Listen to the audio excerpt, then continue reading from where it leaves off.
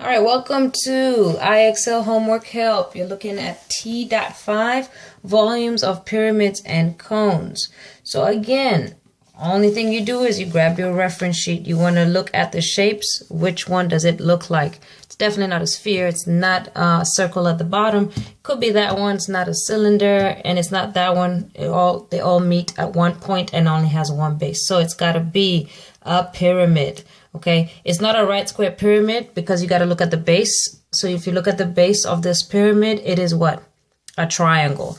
Okay, so we're going to use, we're going to find the volume. So we're going to use 1/3 times base, not times base, times the area of the base times height. And again, capital B, I just get it from the key area of base. Okay, so you're going to write down your formula is 1/3 times big B times, that's actually times H. I don't know why I was putting a V there. Times H. Okay, I'm going to do the calculations for big B on the side here. Big B is actually area of the base, which is, if you look at the base, it is what kind of shape?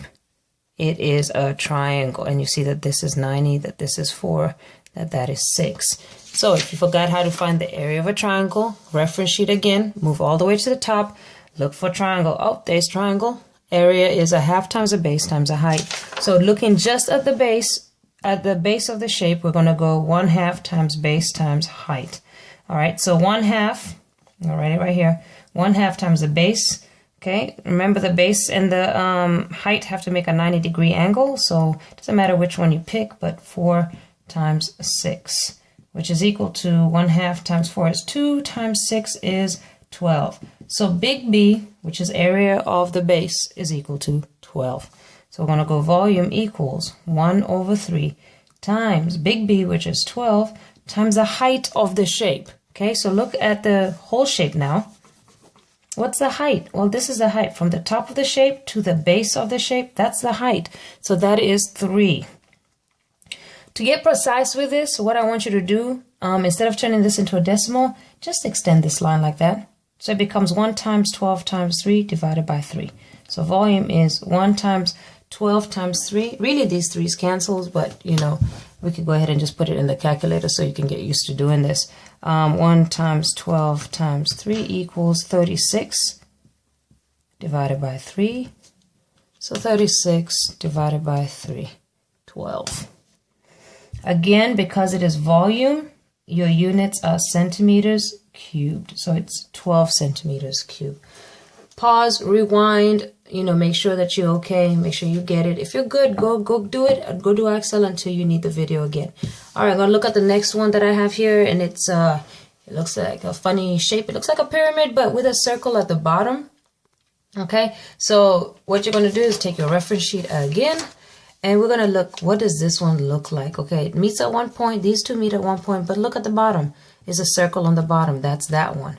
And we're talking about volume. So we're going to look at this one for volume. So it's a third times base of the bottom, or pi r squared, times h. So volume is, the area I meant to say. Volume is equal to 1/3 times the area of the base times h.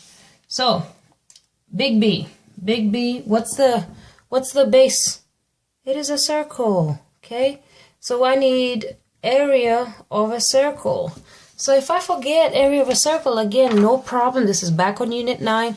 I'm going to go back up here and find circle. A is equal to pi r squared. A is equal to pi r squared. So big B is equal to 3.14 times radius. Okay, so we need to find the radius of the circle.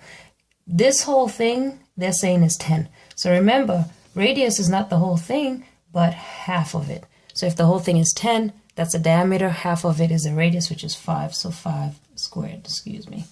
All right, so B is equal to, 5 squared is 25. 5 times 5 is 25. So 3.14 times 25 equals 78.5. That's big B. So I'm going to put it back into the formula. V is equal to 1/3 times big B, which is 78.5, times the height of the cone.